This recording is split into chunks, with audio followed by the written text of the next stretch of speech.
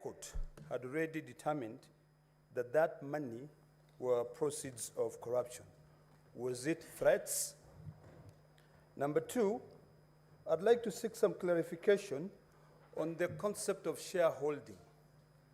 Is a coalition agreement a company? Is Kenya government a company? Because I was still not very clear about those two issues. Because we've been invited to interpret the coalition agreement of Kenya Kwanza. Yet, every time, based on the evidence presented, all I could hear is the deputy president talking about people. So are people now part of the coalition agreement? And is the coalition agreement a company, or is it a coalition agreement registered with the Register of Political Parties? Senator Meth.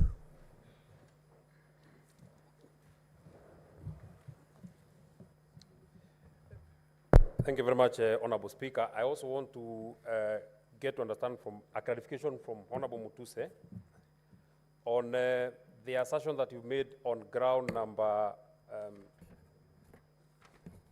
on this accusation that you say that His Excellency Rigathi Gachagua acquired a dairy farm in Nyandarua County, whether there is any evidence in record that he has a dairy farm in Nyandarua, either the title number of the land or even the, a photograph. I've seen you put photograph of hotels, either a photograph of cows or whatever you'd have in record. Number two, I would also want to know from the Honorable Mwengi Mutuse, on this matter that you say the people of Kenya feel that they have been left out, whether there is any evidence in record of people who have complained to the National Cohesion and Integration Commission, complaining against the conduct of the Deputy President in as far as the issues that you've raised. Finally, there is one property of the estate of Dirito Gachagua that is referred to as Kuruitu, and I think you have adduced the list of the directors. In your submissions, you said that the only one person who is an executor and is a beneficiary would be Deputy President Rigathi Gachagua. In that will, did you see that part of the people who are beneficiaries are the executors? So one of the three, or all the three executors are also beneficiaries. And in the regards to what you have adduced in the Kuruitu property, it is actually one of the executors, not the Deputy President, who actually bought that particular property. Senator Crystal Asige. Thank you so much, Speaker. I'm very, very glad that the Bible has been cited, because I have a couple of verses of my own I would like to also start my contribution with. I take it to Proverbs 17, which I just read yesterday, in fact, Speaker, which say in 14 and 15. 14 says, starting a quarrel is like breaching a dam, so drop the matter before a dispute breaks out. 15, acquitting the guilty and condemning the innocent, the Lord detests them both. And I'd like to maybe insert, instead of the Lord, I would like to insert the Senate, detests them both, and we have a very upward hill task. My question goes to the witness. In his motion, he has used the Oxford Advanced Dictionary to define gross misconduct. I was just curious to find out why the Oxford Dictionary and not maybe a relevant Kenyan law that defines, if he has one, or perhaps Black's Law Dictionary, which I know all legal counsels also rely upon. Thank you. Senator Gataya, more fire. Speaker, I want to seek clarification from the council for the Deputy President. I have seen the photos and utterances for His Excellency the President. I need to get the relationship between what is before us and the President for this matter. So can he please explain what is the relationship between what he has paraded for the President and what is before us as a House? Senator Karungo.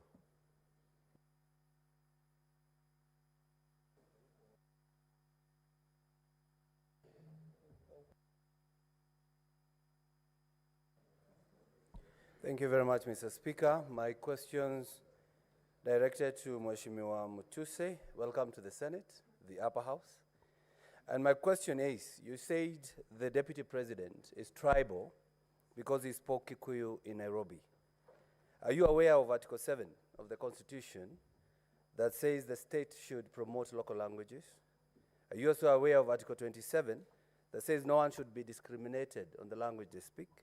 Are you also aware of Article 44 of the Constitution that says that every person has the right to use the language of their choice? But again, would you make the same complaint if we spoke in sign language?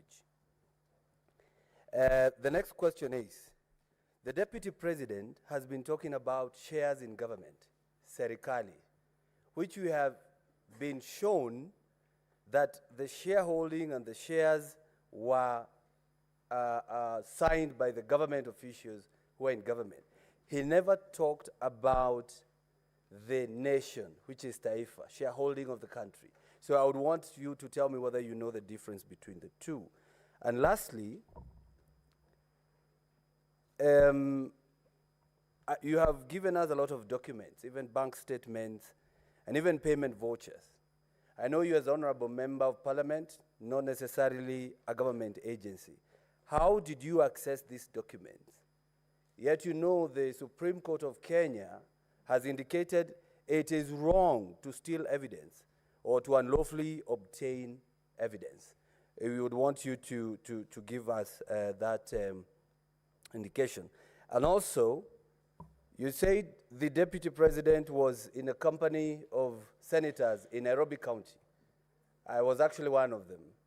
Kindly refer to Article 96 of the Constitution. Senator Moses Kajwang. Mr. Speaker, my clarification is on paragraph 47 on the charge sheet.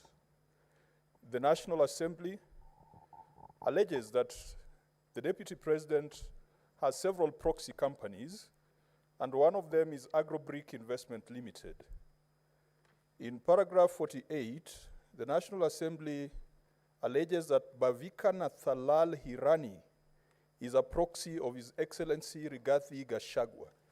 Could the National Assembly provide some evidence, because ground 7 is framed as serious reasons to believe that the deputy president has committed a crime? Could there be some evidence to convince the House that there could be reasons to believe so? Finally, on paragraph 74, the National Assembly alleges that the deputy president has openly sabotaged the state's efforts in agriculture. Mr. Speaker, I'm a member of the Agriculture Committee, and I would be interested to get the evidence that there's been connivance, there's been cartelism, and there's been an association between the deputy president with the cartels that have frustrated the development of the tea sector. Because the tea sector goes beyond the mountain, it goes all the way to Kisii and areas that neighbor Homa Bay County. And finally, which is this cooperative society whose name has been withheld? Could that information be provided to the Senate? Thank you, Mr. Speaker. Senator Rober.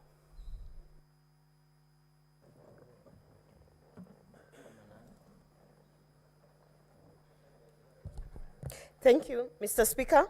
My clarification is to His Excellency, the Deputy President, on the issue of the property of the deceased. My question is, does the deceased have any children? Are they of sound mind? And because it appears as though they are not involved in any of the management of the estate of the deceased, and that is the big question, and possibly a clarity that we would like to have from you. Thank you. Senator Okongo. Thank you, Mr. Speaker. I want to seek clarification on what is at page 15, paragraph 41. There is the allegation being made that in the past 2 years, His Excellency the President has amassed a humongous property portfolio, estimated at 5.2 billion. I was trying to follow your answers during cross-examination, and I don't know whether you were trying to drop this allegation or if you want to still maintain it, I want you to give a proper clarification that links the person against whom you have brought the motion, that is the deputy president, with that allegation of 5.2 billion. I didn't quite see you make a clear clarification in support of that allegation. If you could kindly clarify for me. Thank you. Senator Murango. Asante sana Mstahiki Speaker. Ningetaka kumuuliza Mheshimiwa Mutuse kwa sababu kampuni nyingi ambazo ameorodhesha pale kama ushahidi kwamba ni za watoto wake naibu wa rais Rigathi Gachagua. Wewe kwa sababu umesema umefanya kazi kama wakili, lazima ulikuwa unafanya kazi kupitia kampuni. Ilikuwa ni kwa ajili ya ulaghai ukiwa na bambako? Kama wale watoto ambao umeorodhesha pale wote walitengeneza kampuni ili kulaghai pesa kupitisha zile kampuni. Swali langu la pili ni kwamba katika stakabadhi ambazo zimeletwa pale zinaonyesha kwamba waliokuwa wanafaa kupata mgao wa shares katika kampuni, kuna wale walikuwa wanafaa kupata 30%, na ile miradi ilikuwa inafaa kwenda Western Kenya, haikuwa imeorodheshwa kunja Nairobi ama mahali pengine popote. Unasikia kwamba ulikuwa umegatuliwa kwa sababu umetoka Makueni na ile miradi haikuwa inakuja Makueni. Asante sana Mstahiki Speaker. Senator Sifuna.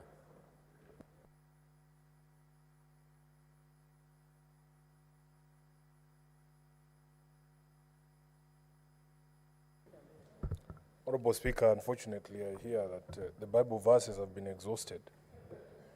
But I seek a clarification from my friend, Council Macharia, who has helped me to understand complex legal issues before. Council, because you have presented a coalition agreement to explain this issue of shareholding, where does that coalition agreement leave members of political parties that are not signatories to the Kenya Kwanza agreements? That is the first question I would want clarification to. Number two, what would be the place of a coalition agreement that is manifestly unconstitutional or illegal? And the page that you referred us to includes securing positions that are supposed to be competitively filled. For instance, the position of permanent secretaries. Is it your position that in fact these advertisements that we see in the newspapers are just a charade to cover up things that have already been concluded in coalition agreements such as the Kenya Kwanza agreement that you have exhibited here? Thank you, Honorable Speaker. Senator Mundege. Asante, Bwana Speaker. Swali langu ni kwa Mheshimiwa Mutuse. Wakati Deputy President kunasemekana aliongea ubaya wa Jaji Maina, ndio tuweze kuangalia kuna njia yoyote, kwa sababu kila mtu ako na uhuru ya kwenda kotini ama kuita wazee ama kutumana. Kuna kitu Jaji Maina alifanya ndio tuweze kuelewa juu ya vile Deputy President aliongea ubaya wa jaji wa huyu jaji. Asante Bwana Speaker. Senator for Kilifi.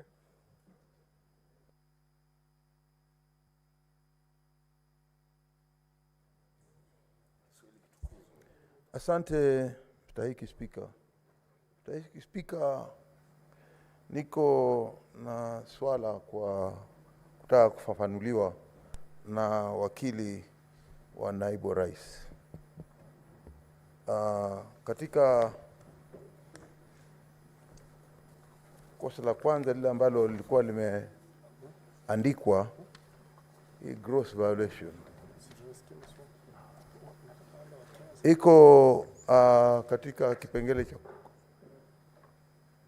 15 katika hii particulars of allegations, kinasema kwamba mimi mnajua msimamo wangu ya kwamba watoto wakiwa wengi kuna wale kwanza wa kuangaliwa, si mnajua? Alafu anaendelea kuongea kwamba chakula iko jikoni. karibu kuiva. Watoto ni wengi, chakula ni kidogo. Iko na watoto ya nyumbani na iko na watoto ya jirani. Iko namna hiyo. Nataka afafanue Kiswahili hichi kinamaanisha nini kutoka kwa huyo client wake. Asante Bwana Speaker. Now, honorable senators, allow the parties to respond to those clarifications, starting with the team from the National Assembly, and then we move to the team from the Deputy President. Proceed. Thank you, Mr. Speaker. If I may, the Honorable Senator Ososi had no question directed to me. Senator Nyutu, what led me to audit the wealth of the Deputy President? I'm just doing my work as a member of Parliament under Article 94 and 95 of the Constitution. Part of my work is to oversight state officers. The Deputy President is one such state officer. I set myself to draft and present an impeachment motion, and I needed to support that impeachment motion with information. Nothing else. Why didn't I also audit the President? I was not intending to bring an impeachment motion against the President. If in future another member wants to bring an impeachment motion against the President, I believe they will be at liberty to also do their work in the manner they deem. Who did this particular motion? Yours truly speaking before you, Mwengi Mutuse, the Member of Parliament for Kibwezi West, did the particular motion. You have listed several companies. Yes, indeed, we have listed several companies. And just to clarify, there are those companies that I was led by advocates for His Excellency Rigathi Gachagua, and I said we have no problem with them. But also, there are companies that we have issues with, and we have stated the companies that we have issues with. And you would know, because we have handled impeachment motions in the past, that just because we do not have an issue with one particular company does not mean that those that we have been proved also fall with it. But also importantly, why we listed these companies is also to demonstrate character. Character in the sense that if you have one company that is a construction company, then why do you have three others that are dormant? Why don't you use just that one that is a construction company to do your construction work? So it was also to demonstrate a web, an intricate web of activity to hide and conceal. And that's why we listed those companies. The affidavit of Jomo, it did not complete because it was time barred, so I do not know what to respond because he just began mentioning about the affidavit of Jomo. Senator Professor Ojiambo, Senator for Kisumu, shareholding of the 22 companies. Yes, we have appended the CR12s for the 22 companies to show that His Excellency the Deputy President has been owning what we are calling special purpose vehicles in the name of companies, either by himself or by his children or other proxies, as part of a character of a web, which is also consistent with the Esther Minor decision, and you can see those companies listed in the Esther Minor decision that are not consistent with the normal way of doing business. Because in the normal way of doing business, you would imagine if, for example, Safaricom, that is a telecommunication company, also under it had another 20 other telecommunication companies. For what purpose? You would, ordinarily a business person would concentrate on one company, it succeeds. Then if you have a different investment that is completely different from what you are doing, is when you open a different company. But all these companies, you look at their objects, you look at everything, they are all made to do the same thing. The question is why? And remember, the offense here is reasons to believe that the Deputy President has committed crimes. And we believe this is a good basis to show that these companies are not formed for a legitimate purpose. Senator, in terms of Vipingo and Olive Gardens, Vipingo Ridge, we have been able to demonstrate that His Excellency Rigathi Gachagua's children are part of the directors, 2 of them. In terms of Olive Gardens, we have been able to demonstrate through the affidavit of Mr. Jomo that Mr. Jomo indeed was acting for the Deputy President in the purchase. And as much as we refer to a future promise of refunds, all of us would know that offenses of corruption and money laundering are not straightforward offenses. And as much as we want to rely on technicality, and it is this technicality that has made it impossible to fight corruption in this country, if we look at it and all of us know how these things have been done, you would definitely see that Mr. Jomo is saying in black and white that he was a conduit for that purchase. We go to the Honorable Senator Mungatana, Senator for Tana River. Haki za mlima kama nilijihisi kubaguliwa. Na nafikiri ni kweli kwamba watu ambao wanawakilisha na mimi mwenyewe pia na Wakenya wengi wanajihisi kwamba kama naibu wa rais ambaye anahitajika kuongea kuhusu masuala ya Kenya mzima atazingatia tu masuala ya sehemu fulani, basi wale Wakenya wengine wote nikiwa ndani tunajihisi kubaguliwa. Na sio tu, hata wale ambao wametoka sehemu tofauti na mlima, hata wale wa mlima pia wao, you setting them against the rest of Kenyans. Senator Enoch, Exodus 23, thank you. I'll keep it to myself. But I am not participating in any conspiracy against anyone. I am just doing my civic duty as a citizen of the Republic of Kenya and exercising my mandate as a member of the National Assembly, which is a constitutional mandate. I believe senators here also have done in the past, and even now and in the future, they will also bring issues in line with their mandate, in line with their responsibilities as citizens of the Republic of Kenya. Is this motion your own motion? Yes, it is my own motion. And in saying so, you say, I approved nothing. And that is not factual, just to say the least. If you go through the motion 11 grounds, and you look at each grounds, most of the grounds have sub-grounds. And you will see we have given clear evidence in many, many of them. Incidences where we have been able to admit, like for example, on the tea issue and on the Sacco, Madeira Sacco, that by the time of presenting the motion, I had not gathered evidence and the rules do not permit that I present new evidence. I have conceded, but only on those 2. That does not mean that I have not proved anything. I have actually proved most of the grounds.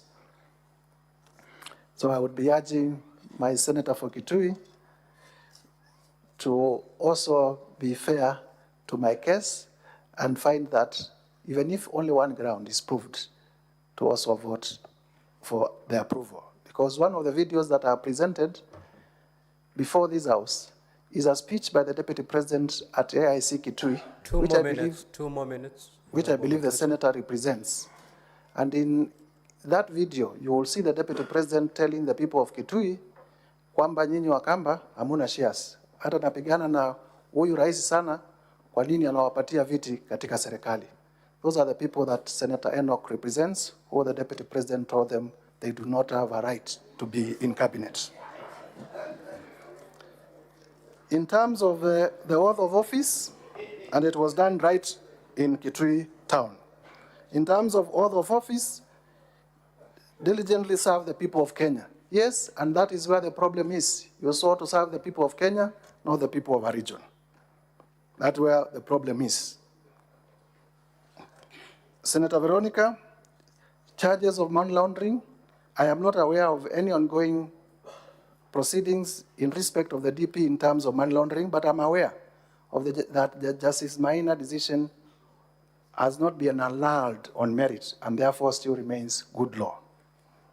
Senator Ledana Olekina, that was to the DP's lawyers. Senator Methu, my good friend, Nyandarua County Dairy, I consider I have not presented evidence on Nyandarua County Dairy because, of course, of the limited timelines in terms of working on this. NCIC complaining about, the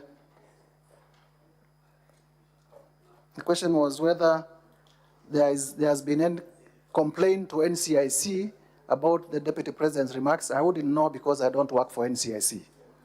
I wouldn't know, just to be fair. Kuruwitu and CR12, Kuruwitu was bought at 250 million, money that has not been disclosed, is source. And the owners of Kuruwitu is Vipingo Ridge, and we have also demonstrated who are the owners of Vipingo Ridge. You know, money laundering, you hide, it is a web. That's why it has become very difficult sometimes even to investigate money laundering. And there is no dispute that the two sons of His Excellency Rigathi Gachagua are directors of that company. That has not been disputed. Senator Asigi, why we are using the Oxford Dictionary and not Black's Law Dictionary, law has now also delved to the place of the common citizens also to understand what it is and not the jargon of the past. And so Oxford Dictionary also offers plain English definitions, and we thought it is also good to use plain English definition because not all of us are lawyers. I do not think that it is disputed that the definition we have given is wrong in terms of what constitutes gross misconduct. Senator Karungo, my very good friend also, tribal, speaking in tribal language in Kikuyu and whether that is not permitted under Article 7, Article 27, Article 44. Clearly, the Deputy President is a state officer and has taken oath to promote national unity. Nairobi is our capital city. All communities are here. It cannot be said that Nairobi belongs to the Akamba, much as we border here, or the Luya, or the Kikuyu. When you speak in Nairobi, you must be sensitive. It is just like speaking in Senate in mother tongue. Shares and company. Clearly, my answer and response is we are not, the Deputy President has talked about Kenya is a company for shareholders. He did not say that Kenya is led by Kenya Kwanza coalition, a political coalition of shareholders. So let us not twist facts. This is an afterthought. There has never been anywhere where the Deputy President said, naongea kuhusu Kenya Kwanza coalition. He has been consistent. Kenya is a company and it will benefit its shareholders. So the coalition agreements that have been adduced before you are an afterthought, are just a diversion, in my view. Access documents, how did I access these documents, including accounts? I got the services of whistleblowers when people knew that I want to do this. I got the services, I got a lot of information from whistleblowers whom I do not intend to disclose their identity because they are protected under the Witness Protection Act. Honorable Kajwang, my counsel will be talking about the issue of Brobika and how it is, that particular director is related, is connected, is linked to the nexus between that particular director and His Excellency, the Gachagua. In terms of agriculture, I did admit I did not present evidence in terms of his sabotaging of the tea, much as I have information, but I leave it at that we have not presented adequate evidence in terms of sabotaging. But Kenyans would know that that role is domiciled in his office, and the price for tea has not become any better. In fact, it is still oscillating up and down. The cooperative society I also considered. We have not presented evidence. Senator Ogwoka, the question was to the DP's legal team. Senator Omogeni, page 15, paragraph 41. Whether I can tabulate, and during our closing remarks, we'll be able to... Mutuse, conclude. Your 2 minutes actually. We'll be at our concluding remarks, we'll be able to answer this question. But just for your information, the land acquired through Amunyoro investments is 1.5 billion. The Abadeas, when we added, came to about 1 billion shillings. When you add Kuruitu, 250 million, and others that will be showing 412 million for Olive Gardens, they will all come to the figure that we are talking or thereabout. Now allow your Thank legal you. team to respond to the question directed to them. If at all there are any questions directed to you.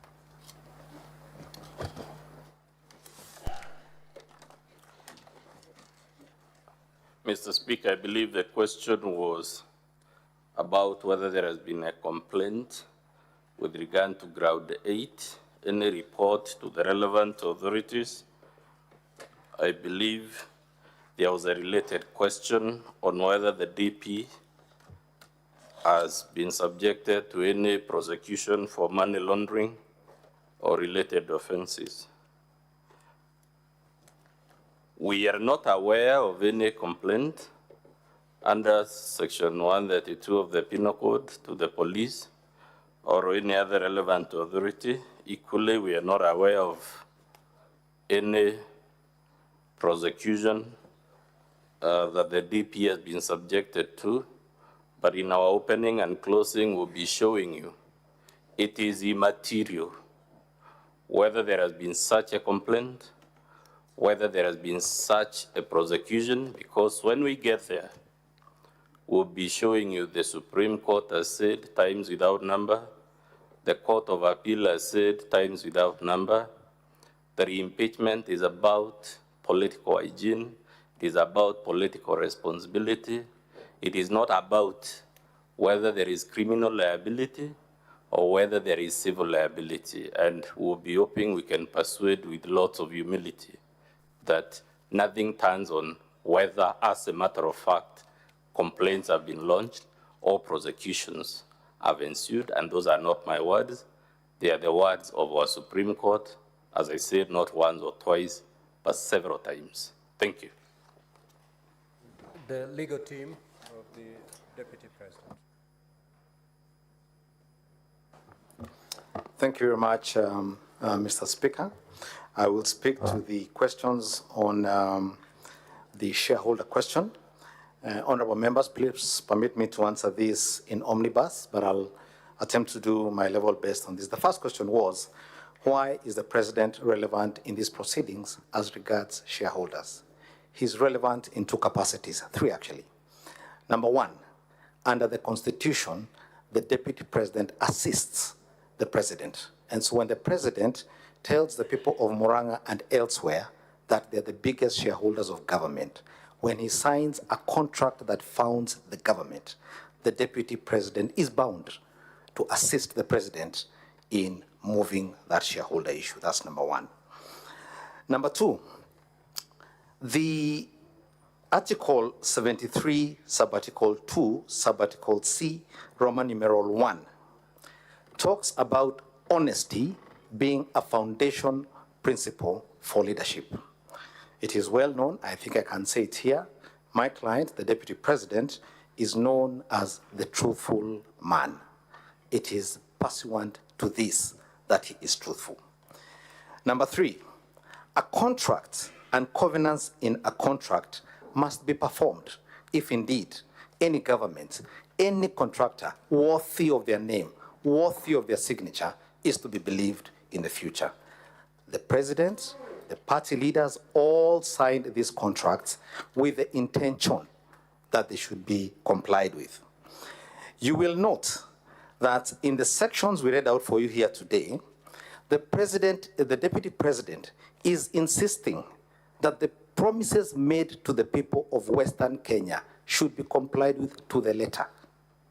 The promises made to the people of Coast in an agreement should be complied with to the letter.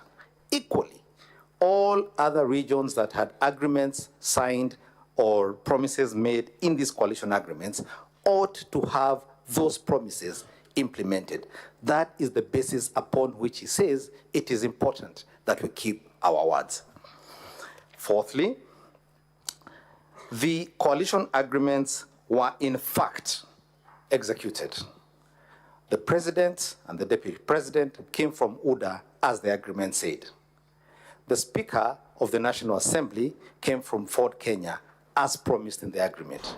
The Speaker of this Honorable House and a learned friend and colleague was in fact elected as the Speaker of this House. And all the other promises that had been made were being implemented. But more importantly, as a matter of law, agreements that underpin coalition building are actually a legal consequence. They draw their force from the law. And I think Honorable Mutuse here mentioned it broadly, but I can tell you exactly where it is. Schedule 3 of the Political Parties Act requires every coalition to draw a coalition agreement. That is number one. Number two, it prescribes what is to go in that agreement. Among the things that the Political Parties Act Schedule 3 prescribes must be in the agreement is the sharing of power and responsibilities. So it's a matter of the law. And if, when the honorable members here retire, you will find that Article 108 of the Constitution delineates power in both the National Assembly and in the Senate on the basis of coalition agreements and who has the majority, who is the largest shareholder, if you will, in each of those two houses. Fourthly, or fifthly, I think it is now, I think we've said this before, the deputy president had no power to appoint or implement any of those things. All he could do was speak to the agreements that had been signed by the party leaders, and that's all he was doing. He was expressing what was in the agreements and saying we ought to keep our word, we ought to do what we promised in these documents which we filed at the Registrar of Political Parties. Sixthly, in the statements that were read to you in the videos, there are two things to note. Number one, the deputy president is talking about government. He's very clear. He doesn't say the nation. He doesn't say the national cake. He doesn't say resources. He says, just to read for you one example, at page 6 of 85, a government is like a company, government. He's not talking about resources, he's talking about government, and that's all it was. It is important for members to remember, to recall, that these provisions of the law I am sharing with you here followed the famous, or should I say infamous, NAC MOU, which became very litigious. I had the privilege of participating in that case. The famous NAC MOU was set aside because it had no anchoring in law. That was corrected, and that is what these agreements are about. Seventhly, and I think I'll combine this with, although I'll come back to that later, but the deputy president, in the videos, when you listen to them correctly, says the president needs to work with people who believe in his policy, who believe in his manifesto, who will implement what he had in mind when he campaigned on a specific platform. That's all he's saying. And it's very simple. If you don't believe in my policies, if you don't believe in my manifesto, how are you going to be the one I appoint to implement that? It wasn't about tribes. It was about manifesto, it was about policy, it was about specific issues set out in agreements. Now, political rhetoric might use certain words. Politicians use all manner of words. The party I represented in the last election was called Mganga many times in the campaign trail. But we know he's not a Mganga, you know? So, but it's political talk. Number 8, these agreements were not limited to Kenya Kwanza, as I say, because they're part of the law. The government that preceded Kenya Kwanza, Jubilee, had similar agreements deposited with the Registrar of Political Parties. Azimio La Umoja, One Kenya, had a similar agreement. It's only that they never got to power, but they had a similar agreement. And the reason for this is that even internationally, these agreements are known as power-sharing agreements. There's no magic to it. That's what elections are about the division of power. That's what it is about. And because of that, these agreements, in fact, do the opposite of what Honorable Mutuse is saying they did. He says they cause disunity. In fact, there are sources of unity when the diverse sectors of the Kenyan society can get together. For example, Kenya Kwanza, I think, had 16 or so parties. Azimio had 25. The different characteristics of Kenyan society are captured in all those parties. That's what coalition building is all about. And it not only works at national level, even at the devolved level, we have what are called negotiated democracy agreements, like these ones, which take into account clans and that sort of thing. Now, my learned friend, my good and learned friend, Mr. Sifuna, asked a question about what happens to the others who are not mentioned in these agreements. We have a practical example. Members of his party, ODM, are now in government. The party, the contracts left room for accommodation. My good friend,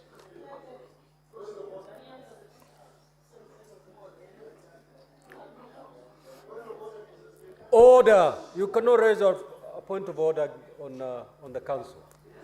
You cannot. Council, you have 3 minutes to conclude. Thank you. I just wanted to set the point that the agreements were dynamic, that politics is dynamic, that these things have a way of settling themselves, and they do. The next point I wish to say, I cannot say, I think he asked me the question about, for example, the constitution requiring PSs and others to be advertised. I cannot speak to how Kenya Kwanza intended to implement that, but like I've demonstrated, it was implemented. They found a way to do it. I don't know how they did it, but we're just speaking to what they did. Honorable Stuart Mazayo asked a question about Chakula Kikiva. You will note that a lot of the videos that were played here today were made in Nandi or in Kericho. There was a very specific reason for that, and the Deputy President himself will be addressing that question today. The only other thing I can tell you about those videos is that whenever the Deputy President raises that question, either in Nandi or in Kericho, he is cheered wildly. It is a very popular issue in those two counties.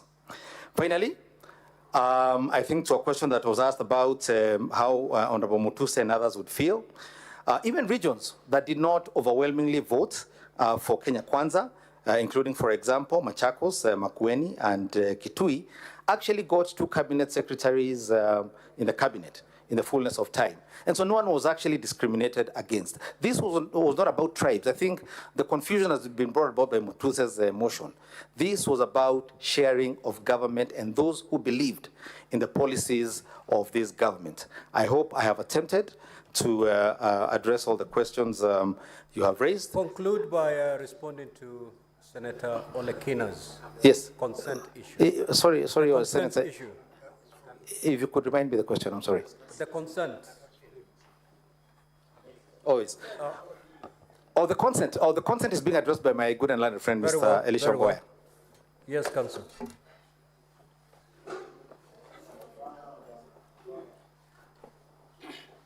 Thank you, Mr. Speaker, and thank you, distinguished senators. The distinguished senator for Narok County has asked succinct questions. Number one, if you look at the petition claimed 2 things. That number one, the Deputy Chief Justice has no respect for the judiciary, which is why he made the allegations that he made against Justice Esther Maina. And number 2, that the Deputy President, my apologies, lied when he said he was going to file a complaint before the JSC. So you respond to the motion as presented. Now, to respond to that, there was no necessity to file this consent because the consent does not address itself to the claim by the DP that is going to file a complaint against the judge. What had then happened, distinguished senator, is that the witness came here and then began taking this court through the judgment of minor. Now it's altering the claim as presented in the motion, which is why we had now to take him through the issue of the consent. Now that addresses, and so we have not presented the consent before this Senate because the motion as framed did not require the consent to respond to it. But having said that, my learned colleague, the mover of the motion, makes a false statement that a consent does not determine the merits of the matter. In fact, a consent determines the merits of the matter. When you enter a consent and say that the judgment that was rendered by the trial court, you are entering a consent to state a different state of affairs. You are actually vacating that judgment. The trial court had taken the money in question from the DP to the Asset Recovery Agency. The consent took the money from the Asset Recovery Agency back to the DP. That is the substance of the matter. So the argument by the mover of the motion before you that a consent does not settle the matter on the merits is law upside down. Law upright is that a consent settles the merits of the matter that it addresses. Thank you so much. Now, honorable senators, can I get an indication from Council for the National Assembly? How many witnesses do you intend to call beyond Honorable Mutuse? Mr. Speaker, we have 3 more witnesses, and while on it, at the point we stopped examining the Honorable Mutuse, you said we had 45 minutes. Yes, you have 45. But when I went there, you said 40, so we were a bit alarmed. No, you have 45 minutes. Much obliged. And the team for the Deputy President, you've exhausted your time, but there was 10 minutes that has been occasioned by the technicality on the videos. So you need to utilize that with the remaining 3 witnesses.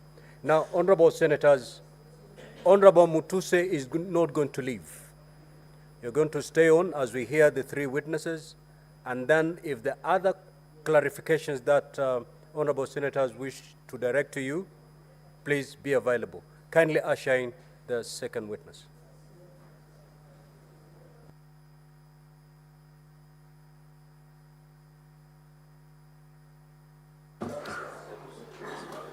Mheshimiwa Speaker, we as Council for the Deputy President would wish to borrow from our time tomorrow, the time you allocated, so that we can be able to effectively cross-examine the witnesses that the National Assembly is going to call now. We don't want to go outside our time, but we need How much time do you want to borrow from your tomorrow's time? 1 hour. Keeping in mind that we are rising by midnight. 1 hour will be adequate from the 3 hours we have tomorrow. We'll overshoot the runway. 1 hour is a bit too much. We will go beyond midnight. 30 minutes? Yes, very well.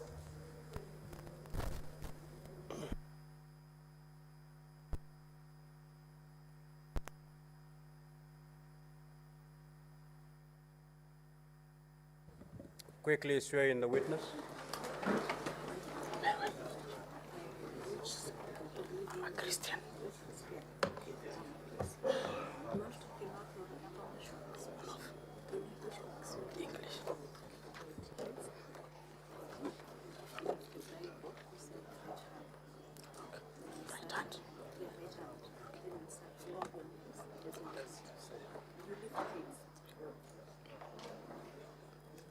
I, Dr. Andrew Mulwa, do solemnly swear that the evidence that I shall give before the Senate in respect of the matters before the Senate shall be the truth, the whole truth, and nothing but the truth, so help me God.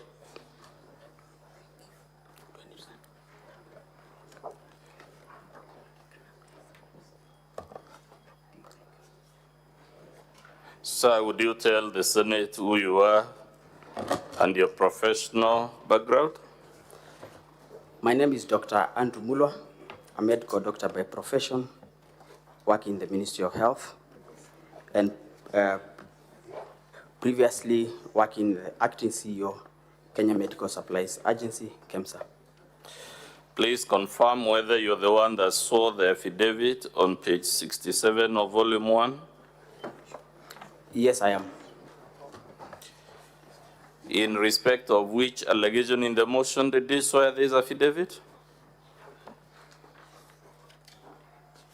I have sworn affidavit on issues raised on paragraph 45J, 78C, in ground 7 and 11 of the motion for removal of the office by impeachment of His Excellency, the Deputy President, Gachagua.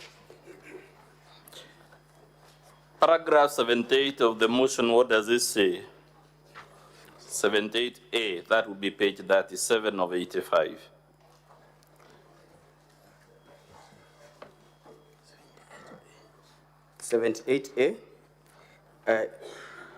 To illustrate, His Excellency Gachagua bullied Kenya Medical Supplies Agency officials into awarding a tender for the supply of mosquito nets to Crystal Limited, his proxy company. Crystal Limited had submitted here it's written a fake bid document with the sole intention to fraudulently acquire public property. Dr. Mula, did Crystal submit a tender in this procurement for the mosquito nets? Crystal did not submit a tender for this procurement, but was the local agent for a company called Shapika Impex Limited, which submitted bids, and part of the local documents, like the pesticide control board certificates, were actually submitted by Crystal in the tender document.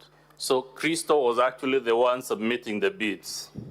There was a reference of Crystal in some of the local documents that the bidder had to submit. I want to refer you to volume 8A of the Assembly's document, page 18 of 19.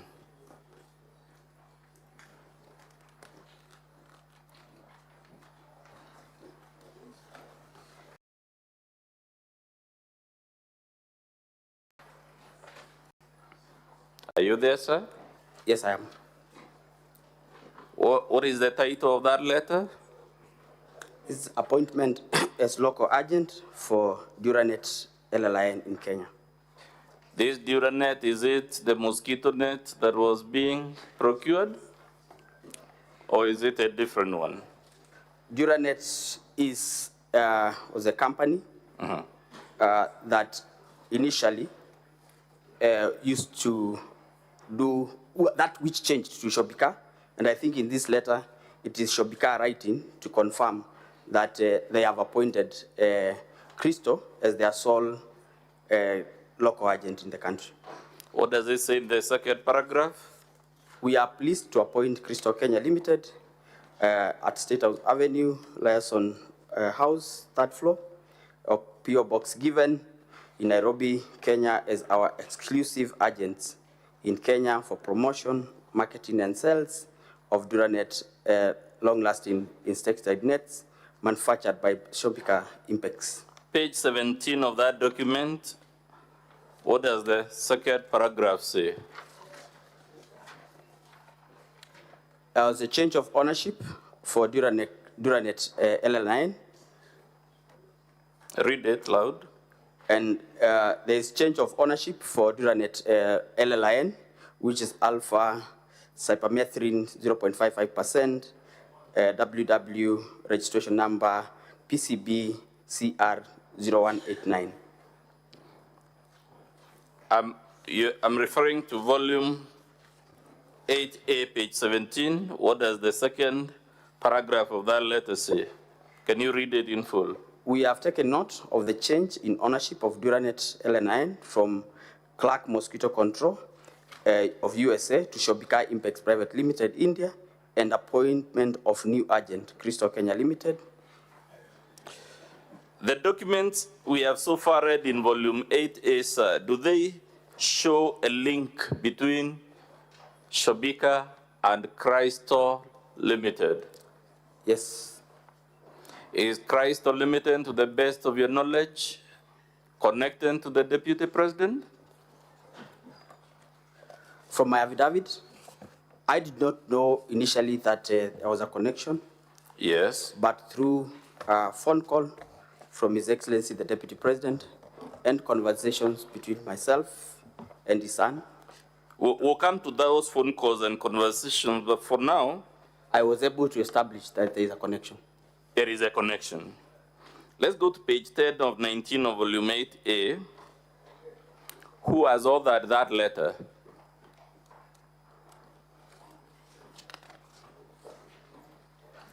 Page 10 of 19. Page 10 of 19 is a letter from Ethics and Corruption Commission to myself as the acting CEO, dated 21st of August 2023. Is this a body that would authoritatively speak to matters of corruption in public procurement? Yes, it is. Is it authorized to investigate such matters? To the best of my knowledge, yes. Now, this letter, what was the letter asking you to do at page 10 of 19? The letter was giving recommendations for administrative action against procurement officers, Cosmas Rotich, Anton Chege, and Corin Mugo, who are officers working in KEMSA and participated in the procurement of the mosquito nets.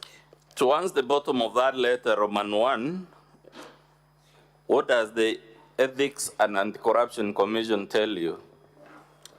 It says, and I read, Mr. Speaker, sir, the Technical Evaluation Committee, here abbreviated TEC, recommended the award of tender to Shobika Impex Private Limited, yet their bid was paginated in pencil and what was not sequentially paginated contrary to instructions to tenderers, clause 20.3, which provided documents to be paginated using indelible ink and marked sequentially.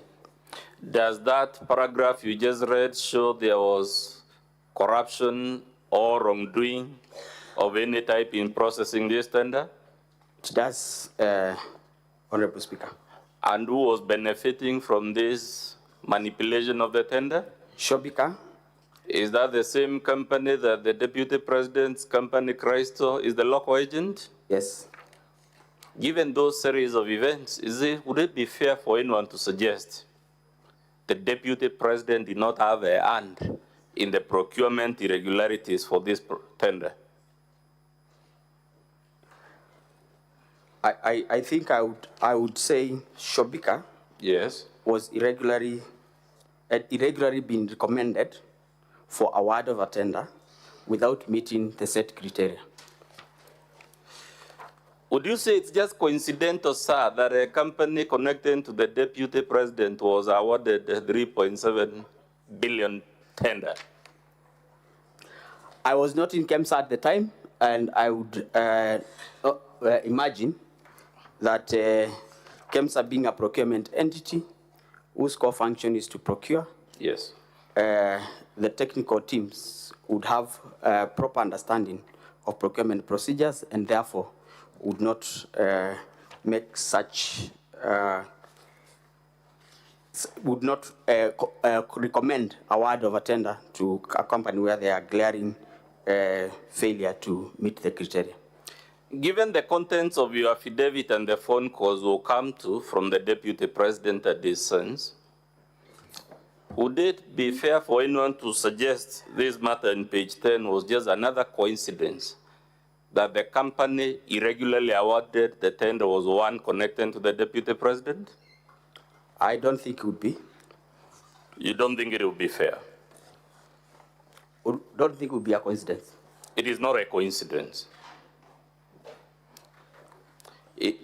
In your estimation, say, would a fair-minded person faced with the facts you have so far taken us through think it was a coincidence that a company linked to the Deputy President of the Republic was irregularly awarded a tender for 3.7 billion? The Speaker, honorable senators, I think having had the advantage of interacting with the documents that are before us, I think I would say from the record, the bid bond that is being referred here was delivered as a mail and not as part of the tender document. Page 8 of 19 of still volume 8A, towards the bottom, Roman 1 again, does it show yet another irregularity involving this Shobika Impex, the company linked to the Deputy President? Which page, Councillor? That would be page 8 of 19, Roman 1 towards the bottom. Does it disclose another procurement irregularity besides the one we saw on the other page?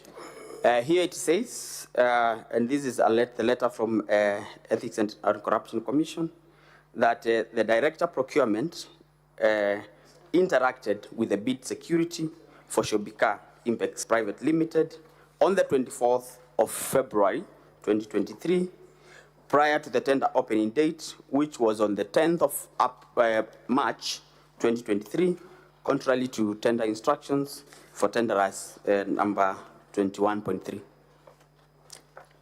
Please confirm whether the Deputy President in his public address on the 7th confirmed to the Republic that he placed phone calls to you with regard to this tender. Yes, he did, and in my affidavit, I've as well alluded to the same, that he called me to follow up on the release of the bid board. Do the duties of the Deputy President of the Republic extend to placing calls on junior government officers about tenders? To the best of my knowledge, no. But did the Deputy President also admit in that public address that his son equally called you? Yes, he did. Are those the phone calls alluded to in paragraph 4 of your affidavit? Yes.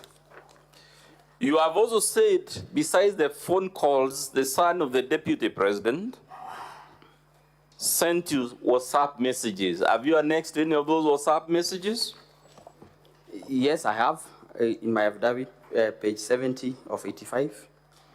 In those affidavits, in that page 70, who is the person indicated as sending you the message? Dr. Ikinu Rigathi.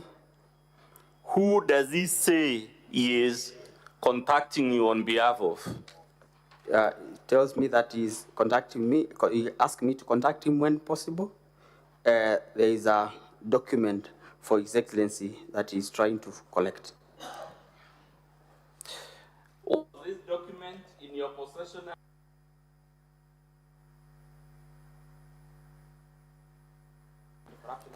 Which was investigating the anomalies of the procurement of the L-Alliance.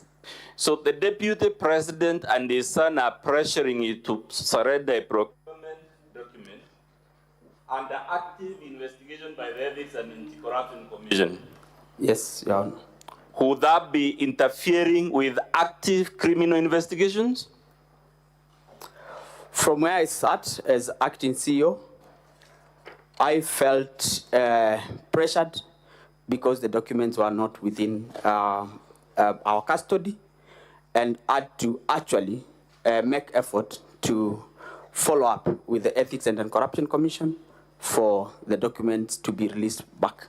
Have you placed any evidence before the Senate to confirm these documents the Deputy President and his sons who are harassing you to surrender were actually under the custody of the Ethics and Anti-Corruption Commission? Yes, I have submitted my letter to the CEO, Ethics and Corruption Commission, asking for the bid board documents for Shobika.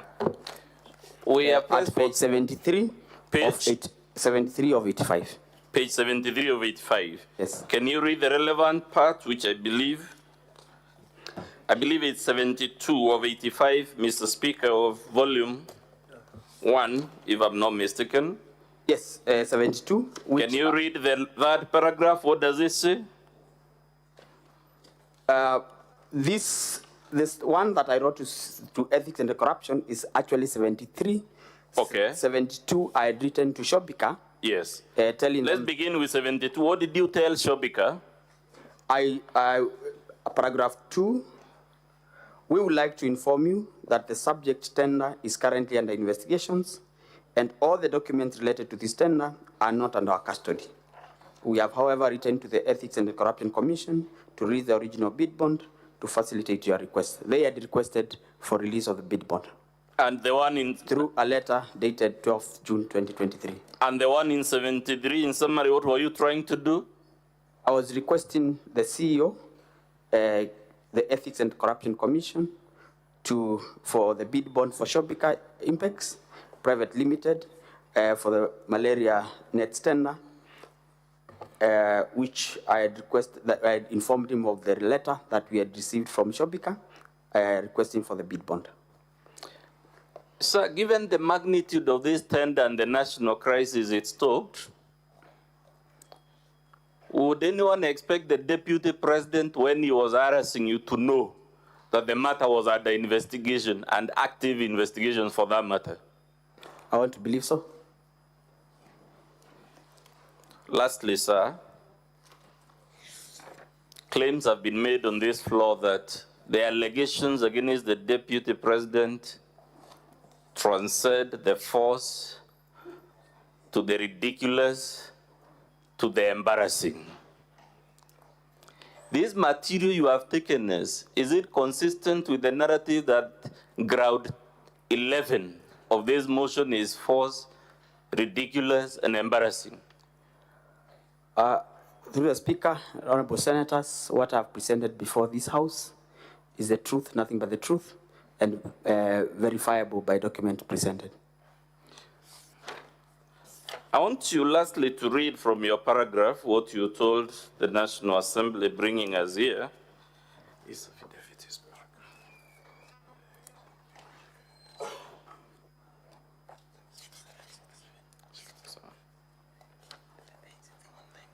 Can you read paragraph 6 of your affidavit, sir?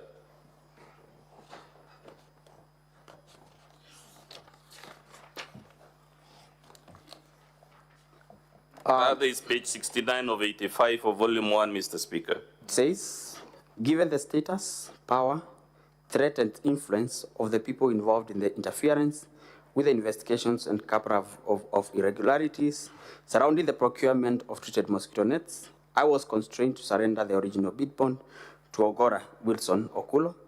And in short, I was caught in a tricky situation. Being a junior, there was nothing I could do as a junior government officer against a sitting deputy president for the Republic of Kenya. That's all for purposes of the examination in chief of this witness, Mr. Speaker. Counsel for the deputy president. Good evening, Mr. Mulwa. Good evening. My name is Dewan Jiro. I will be asking you several questions in respect to the testimony that you have just delivered. When did you join the KEMSA? I joined KEMSA on the 17th of March 2023. Before that, who was the CEO of the organization? Terry Ramadan. Terry. Were you there as and when the alleged tender processes were taking place? No. Who was in charge of that process as at then? Terry Ramadan. Terry Ramadan.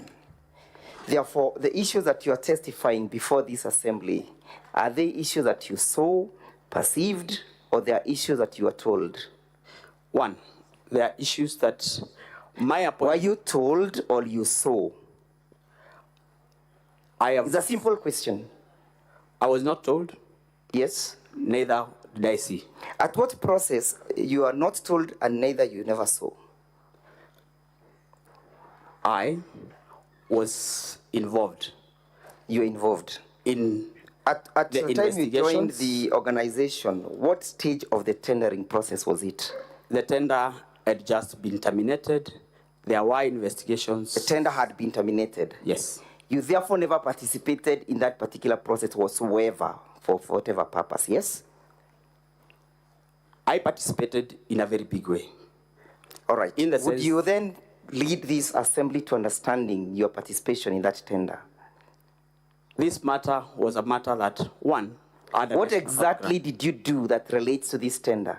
I participated in the investigations on this tender. So by you participated, EACC, excuse me? by PPRA, by the Senate, by the National Assembly. But at the time when the bids were alive, the bidding was alive, you had not joined. I was not in KEMSA. And therefore the issues you're testifying before this assembly are not issues that you witnessed. Not issues that I executed. Thank you. Now, what was the status of the tender at the time you came or you joined? I actually joined KEMSA as a result of this tender. No, I'm not asking why you joined. What was the status? The tender had been terminated. The tender had been terminated. Do you know of any company that is associated with the deputy president that succeeded in this particular tendering process? For purposes of... You know or you do not yes, know? Yes, Shobika had been recommended for award, but since it was cancelled, did not proceed. Was the award granted to Shobika? No. Do you know why the award was not granted? Yes, I know. Yes? Because Global Fund do a pre-award review of every evaluation of Global Fund funded tenders. And after doing a pre-award review, they did not agree with the technical evaluation committee that had evaluated the tender and recommended for cancellation of the tender. Thank you. You've answered. So it's as a result of the review of all the bids that culminated into the cancellation of the tender, correct? Yes. And how many companies had bidded in that particular process?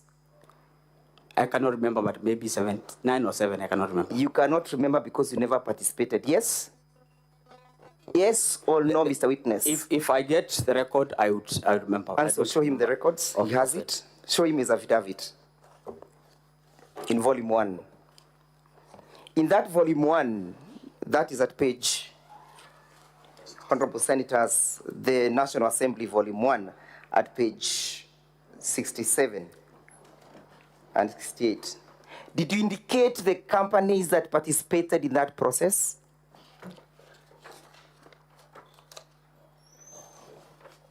I did not indicate the companies that... You chose to conveniently refuse to indicate them, correct? Correct or not correct? I don't need an explanation. Not correct. Why didn't you indicate the companies that participated in that particular process? My affidavit... Your affidavit has explained it. My affidavit is premised on... Okay, I know your affidavit. Yes. I have read it several times, but my question is very specific. Why did you leave out the other companies that participated in the process? For purposes of my affidavit, I did not find it necessary to never thought it necessary. Now, confirm that Shobika company was never ever awarded the tender. The tender was cancelled. Tender was cancelled. Did the Republic of Kenya lose any money